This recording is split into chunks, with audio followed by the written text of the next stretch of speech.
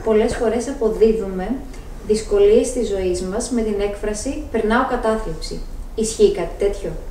Φυσιολογικά το συναίσθημα του ανθρώπου εναλλάσσεται ανάμεσα στην καλή διάθεση και στην αρνητική διάθεση ή θλίψη. Αυτό δεν συνιστά διαταραχή, ούτε πρέπει να μας θορυβήσει για να κινητοποιηθούμε να ζητήσουμε τη βοήθεια κάποιου ειδικού.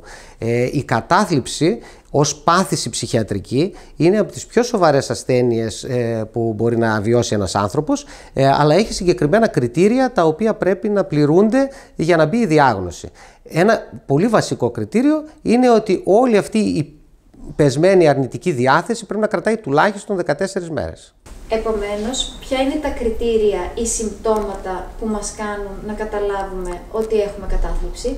Η κατάθλιψη αποτελείται, για να τεκμηριωθεί, από ένα σύνολο συμπτωμάτων τα οποία πρέπει να ισχύουν πάνω κάτω ταυτόχρονα στον ίδιο άνθρωπο.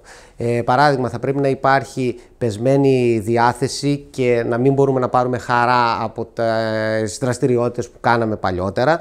Θα πρέπει να υπάρχει ίσως, διαταραχή του ύπνου, διαταραχή της όρεξης, πεσμένη σεξουαλική διάθεση. Οι διαταραχές της συγκέντρωσης είναι επίσης πολύ συχνές στην κατάθλιψη. Σωματικά συμπτώματα μπορεί να εμφανιστούν, και όπως και μία αίσθηση σκέψεις αρνητικές. Μία αίσθηση ότι πάντα φταίω για οτιδήποτε και αν συμβεί.